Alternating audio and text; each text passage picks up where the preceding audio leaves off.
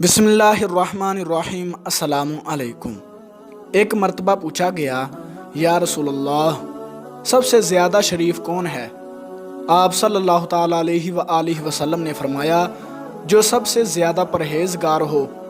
صحابہ نے عرض کیا، ہمارا سوال اس کے بارے میں نہیں ہے۔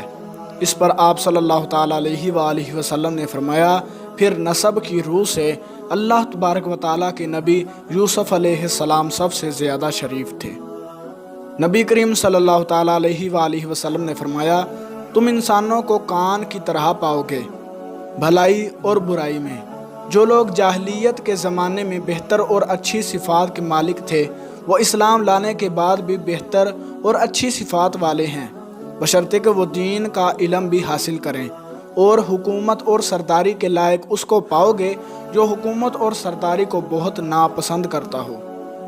نبی کریم صلی اللہ تعالیٰ علیہ وآلہ وسلم نے فرمایا، 7 قسم کے آدمیوں کو اللہ تبارک و تعالیٰ اپنے عرش کے سایہ میں رکھے گا، جس دن اس کے سوا اور کوئی سایہ نہ ہوگا۔ انصاف کرنے والا حاکم، وہ نوجوان جو اللہ تبارک و تعالیٰ کی عبادت میں جوان ہوا، وہ شخص جس کا دل ہر وقت مسجد میں لگا رہے۔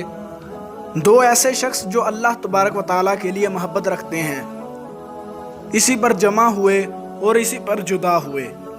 ایسا شخص جسے کسی خوبصورت اور عزت دار عورت نے بلایا، لیکن اس نے یہ جواب دیا کہ میں اللہ تبارک و تعالیٰ سے ڈرتا ہوں۔ وہ انسان جو صدقہ کرے اور اسے اس درجہ چھپائے کہ بائیں ہاتھ کو بھی خبر نہ ہو کہ داہنے ہاتھ نے کیا خرچ کیا۔ اور وہ شخص جو اللہ تبارک و تعالیٰ کو تنہائی میں یاد کرے اور اس کی آنکھیں آنسوؤں سے بہنے لگ جائیں۔ تو دوستو، اللہ تبارک و تعالیٰ سے دعا ہے کہ اللہ رب العزت ہمیں ان احادیث پر عمل کرنے کی توفیق عطا فرمائے۔ ملتے ہیں کسی اگلی ویڈیو میں، تب تک کے لیے اللہ حافظ۔